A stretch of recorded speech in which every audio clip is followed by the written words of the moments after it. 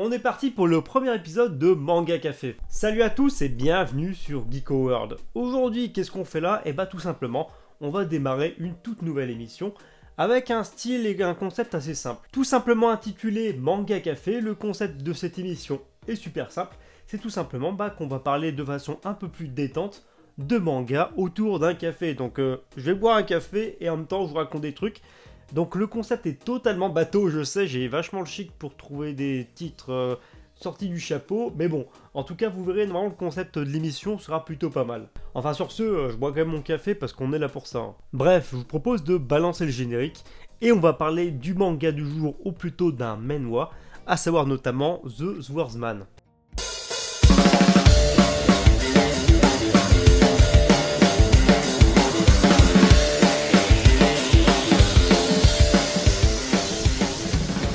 Bon, avant toute chose, avant d'attaquer cette critique et cette émission, disons que mon bagage et mon vécu par rapport au manhwa, donc c'est-à-dire les mangas coréens, il est quasiment nul. C'est-à-dire qu'en manhwa, j'ai seulement lu le premier tome de The Breaker, donc j'avais plutôt bien aimé, et j'ai aussi lu le début de Solo Leveling, parce que Shizer c'est un gros forceur dessus, mais sinon autrement, enfin voilà, je connais absolument rien au manhwa. Et je dois avouer que j'ai été plutôt surpris, donc c'était vraiment une agréable surprise, de découvrir le manga, enfin plutôt le manhwa The Swordsman. Donc pour la petite histoire, c'est tout simplement Mehan qui m'a envoyé la première box en fait de The Swordsman, et je vous avoue que je m'y attendais du coup absolument à rien, et force est de constater que j'ai été plutôt surpris, et ce dans le bon sens. C'est-à-dire tout simplement que pour moi, sans pour autant être un chef-d'œuvre, je vais pas vous mentir, The Swordsman s'est annoncé vraiment comme un excellent divertissement, ou en tout cas comme un honnête divertissement, et j'ai vraiment pris du plaisir à découvrir ce titre, qui est en fait réparti sur 9 tomes. Au niveau de l'histoire de The Swordsman, en fait, c'est assez simple.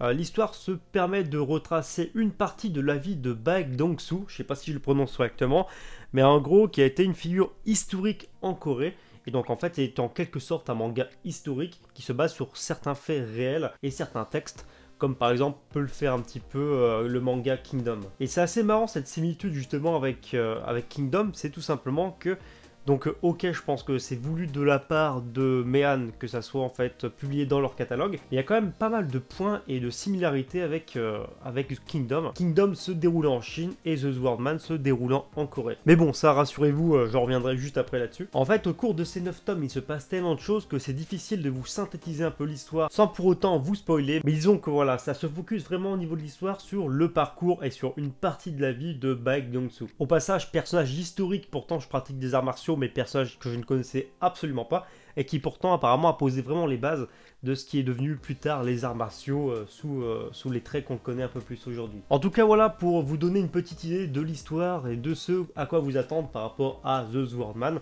Puis maintenant je vais vous donner à peu près mes impressions sur justement ces 9 tomes. Et le premier truc qui m'a le plus marqué dans un premier temps, donc il y a eu pas mal de points positifs avec cette œuvre, mais le truc qui m'a quand même le plus marqué, c'est tout simplement les dessins. Donc je savais qu'il y avait pas mal d'artistes assez talentueux tout simplement en Corée. Donc on l'a vu notamment avec Boichi, si je dis pas de conneries, avec The Breaker, et avec d'autres trucs comme Solo Leveling, etc. Après j'y connais pas grand chose. Mais de ce que j'ai toujours vu, justement, les Coréens avaient vraiment un style graphique assez intéressant. Et justement ce premier tome par exemple, dès que vous le découvrez l'histoire, et vous prenez pleinement conscience justement du potentiel des dessins coréens. Donc le dessinateur de The Swordsman, c'est tout simplement, je sais jamais les noms, c'est vraiment une galère, Hong Ki-woo. Et justement Hong Ki-woo, disons qu'il a fait un travail absolument formidable, que ce soit sur le chara design des personnages, les arrière-plans, les paysages, enfin vraiment le chara design, j'adore tout simplement son style. En plus de ça, les planches elles sont lisibles, elles sont claires, elles sont bien remplies, assez précises, mais sans pour autant être surchargées.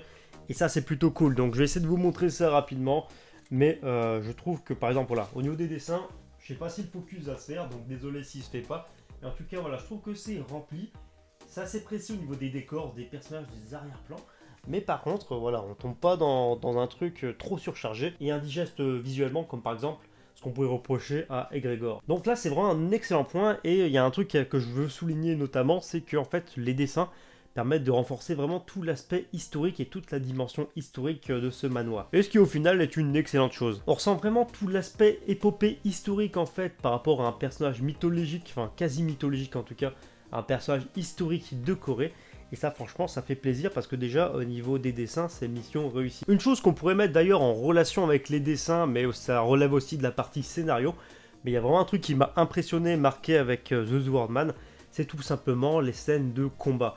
Et les scènes de combat, disons que si vous êtes fan d'épéistes, c'est-à-dire tout simplement des mangas avec des bretteurs, des manieurs de sabre, des samouraïs, donc non, dedans il n'y a pas de samouraï parce que ça se passe en Corée, mais si vous aimez vraiment cet esprit et ce style de combat vraiment assez brutal et avec de l'épée, bah franchement vous n'allez pas être déçu par The Swordman. Ok, le manga n'est pas sans défaut, mais dès qu'il y a un combat qui est commencé en fait dans l'œuvre, sans déconner, c'est vraiment un truc de fou. En fait, disons que dans les combats, il y a une sorte d'intensité qui se dégage, et une intensité qu'on retrouve pas forcément partout.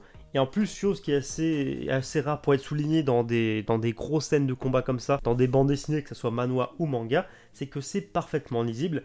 Et on s'y perd pas, donc parfois ça peut être un peu le problème qu'on peut avoir sur certaines œuvres, mais là au final pas du tout. Et ça sera sûrement là un des gros points forts, disons, de The Swordman, c'est tout simplement que les combats ont vraiment une dimension, comment dire, épique et immersive. Et au final, ce qui nous permet de profiter pleinement de The Swordman, parce que c'est carrément, on va dire, allez, 70% du titre. Autre point fort que j'ai trouvé par rapport à la série, et ça rejoint d'ailleurs les combats, mais c'est vraiment tout l'aspect, comment dire, on va dire, stratégique, donc vraiment toute la dimension stratégique qui est mise en place au cours des combats. Et je pense que là-dessus, le meilleur exemple se trouve totalement dans le tome 3, donc par exemple dans le tome 3, le personnage de Baek, donc le héros principal affronte tout simplement un géant, donc un mec qui est tout simplement démesuré, il doit faire le double de sa taille, et en termes de muscles, je vous dis pas. Et là où les auteurs sont forts, c'est qu'au lieu de tomber dans le cliché du héros qui rentre dedans et gros bourrin, et que à force de faire le bourrin, le mec arrive à remporter son combat, là justement les auteurs ne tombent pas dans ce cliché. Et là notamment Baek au cours de cette séquence utilise un arc pour en fait tenir le personnage à distance. Donc c'est à dire que le héros à ce moment là il sait très clairement que s'il va au corps à corps face à ce mec il va se faire défoncer. Et du coup il le maintient à distance et en fait il essaye vraiment de l'éclater avec un arc à distance. Et ça, j'ai vraiment trouvé ça cool qu'on tombe pas vraiment dans le cliché de combat bête et violent et vraiment trop bourrin. Là, il y a pas mal de subtilité. Et ça, je sais que dans les différentes œuvres, que ce soit manga ou manhwa, c'est un truc que j'aime bien. C'est un truc qu'on peut voir notamment dans Hunter x Hunter, dans Jojo Bizarre Adventure, tout ça. Et je trouve toujours ça intéressant d'apporter une dimension stratégique au combat. Et ça apporte une certaine crédibilité par rapport à l'œuvre. Bon, vous me permettez, on est quand même là pour boire du café. Alors ensuite, en ce qui concerne le personnage principal, disons que j'ai pas grand chose à lui reprocher, même s'il est un peu effacé sur le premier tome en fait, après on comprend rapidement que c'est lui le personnage principal. Donc c'est un des défauts sûrement parce que le héros est un peu, comment dire, effacé au cours du premier tome, mais c'est pour monter beaucoup plus en puissance en termes de badassitude par la suite. Parce que comme je vous l'ai dit rapidement juste avant, on a un personnage hyper balèze, charismatique et en plus intelligent, donc il utilise divers stratagèmes en fait pour remporter son combat.